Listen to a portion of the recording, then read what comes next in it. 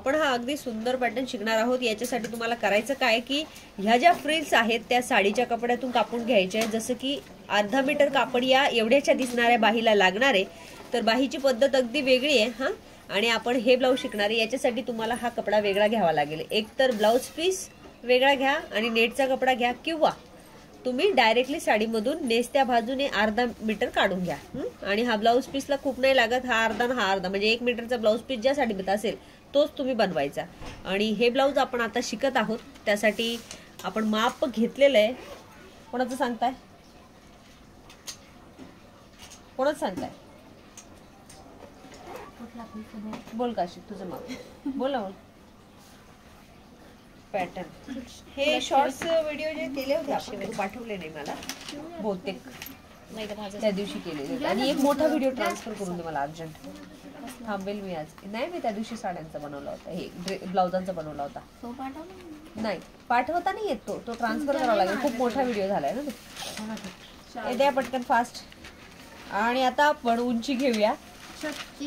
36 छातीचं माप शिकणार आहोत। तर 36चा चौथा झाला 9, आणि 9 अधिक किती 2 ना? ओके। तुझं काय नाव आहे? स्वाती। स्वाती, इकडे काय? 14 पूर्ण उंची 14+1। Very good. या मापाला एक महत्वाचा पॅटर्नचा भाग होता शोल्डर मोजणी। तर शोल्डर मोजलेला आहे का? नाही मोजलेलं ना, तर मग मी सांगते कसं मोजायचं। दोन्ही हाडांच्या, जसं की ब्लाऊज आहे समजा, आपलं एक ब्लाऊज आहे ना, मला येते एक ब्लाऊज आहे, आता तू दाखवलं 14 तुझं ते अर्ध शिवण चालू त्याचं। ओके, जसं की हे ब्लाऊज आहे आपल्याकडे अवेलेबल, आणि मग याचं शोल्डर मोजायचं असलं तर तुम्हाला कसा टेप लावा लागेल, इथे टेप धरायचा, इथपर्यंत न्यायचा, मग तुम्हाला शोल्डर भेटेल। पण कसं भेटेल माहिती का, ते हाफ शोल्डर भेटेल जर ब्लाउजावरून मोजायचं असेल तर हे जर 15 येत असेल ना, तर तुम्ही 16 ग्राह्य धरायचं। इथं जर 14 येत असेल तर तुम्ही 15 ग्राह्य धरायचं, म्हणजे 15 वापरायचं हा। आणि हे शोल्डर मोजलंय असं आपण समजूया। नाही समजलं असेल तर परत एकदा सांगते। हे शोल्डर मोजताना आपल्याला असा टेप ठेवून असं मोजायचं आहे। 15 किंवा 1 इंच एक्स्ट्राच घ्यायचंय। मी आता हे शोल्डर असं व्यवस्थित करून ठेवणार आहे आणि मोजणार आहे।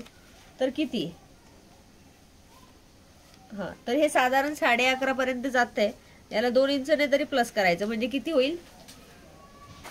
11.5 13.5। ठीक आहे, 13चा आपण राऊंड फिगर 14 घेऊया।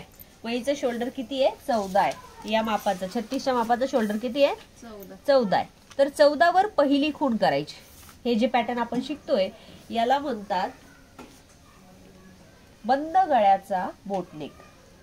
याला काय म्हणतात? बंद गळ्याचा बोटनेक। आणि मग आता ही जी रेषा दिली आपण, त्याच्यात आपल्याला गळ्याचं माप साईडला काढून घ्यायचं। मग कसं काढायचं? तर तुम्हाला जर का शोल्डर छोटे हवे असले तर याच्या आतमध्ये जायचंय। तुम्हाला शोल्डर छोटे हवे मोठे हवे?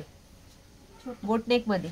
ज्यांना छोटे हवे त्यांनी इथून बगल आखायचे, ज्यांना मोठे हवे शोल्डर त्यांनी इथून बगल आखायचं, ज्यांना शोल्डर कमी हवंय त्यांनी इथून आतल्या बाजूला, ज्यांना शोल्डर मोठं हवंय त्यांना इथून बगल आखायचं। आता मी इथून आखणार आहे कारण तुला शोल्डर कमी पाहिजे। ओके, आणि उरलेल्या मापाला त्याच अंतरावर निम्म फोल्ड करायचं, जो की सेंटर आपला ठरलेला होता।